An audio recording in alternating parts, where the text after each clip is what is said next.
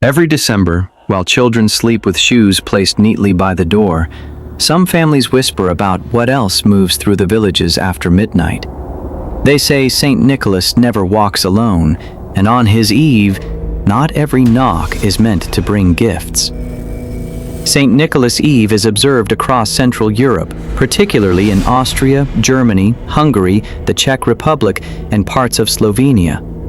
Officially, it is the night before December 6th, a celebration honoring St. Nicholas, a 4th century bishop known for secret generosity, charity, and protection of children.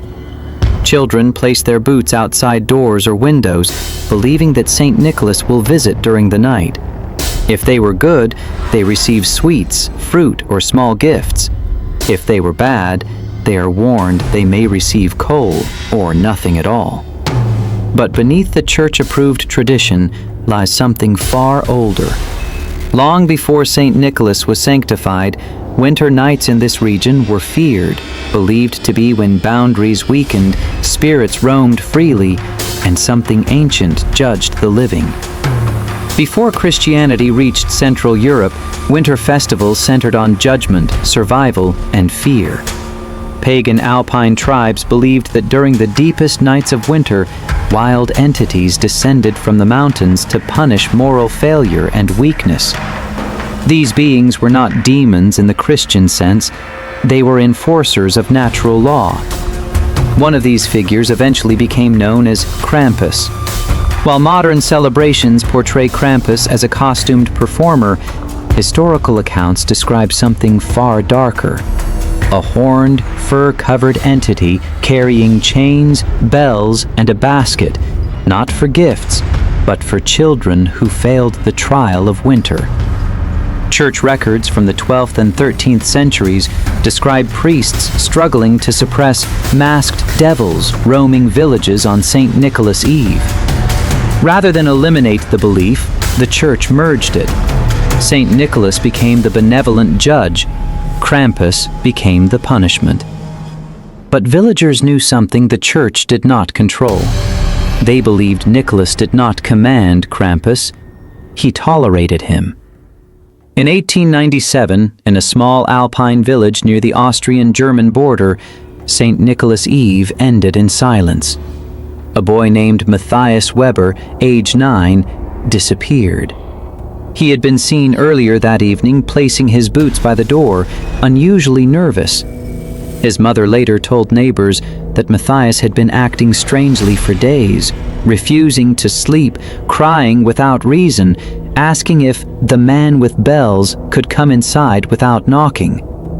That night, villagers reported heavy footsteps in the snow.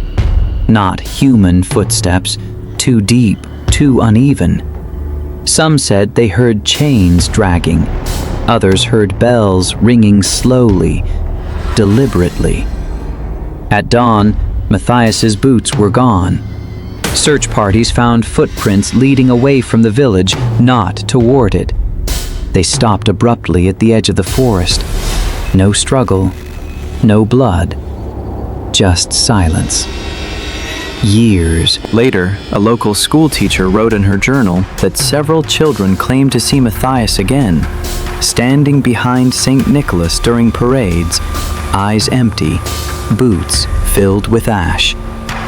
Archived Austrian newspapers from December 1897 mentioned the disappearance, describing it as a child lost to winter exposure. However, police records note something unusual. No body was ever recovered. One officer wrote privately that the footprints ended as if the child had been lifted. The report was sealed. The case remains officially unresolved. In modern times, witnesses still report strange occurrences on St. Nicholas Eve. Lights flickering in mountain villages, children waking to find boots turned upside down, scratches on doors that open inward. One account from 2006 describes a family hearing knocking after midnight. Assuming it was a late prank, the father opened the door. No one was there.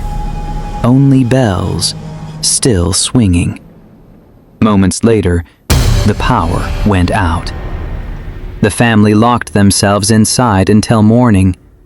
Outside, deep hoof-like prints circled the house 3 times. They never opened the door again on that night. So what truly happens on St. Nicholas Eve? Some believe the tradition evolved to enforce discipline through fear, embedding anxiety into children's behavior during harsh winters. Others argue Krampus represents a pre-Christian survival archetype, winter itself personified, punishing those who could not endure. In Christian symbolism, Nicholas and Krampus reflect heaven and hell, reward and consequence walking together. And then there is the theory villagers still whisper, that Krampus was never a symbol, but a guardian entity, allowed 1 night a year to restore balance. So when you place your shoes outside this December, are you inviting a saint? Or leaving a marker for something that still remembers the old rules? Was Krampus created by fear?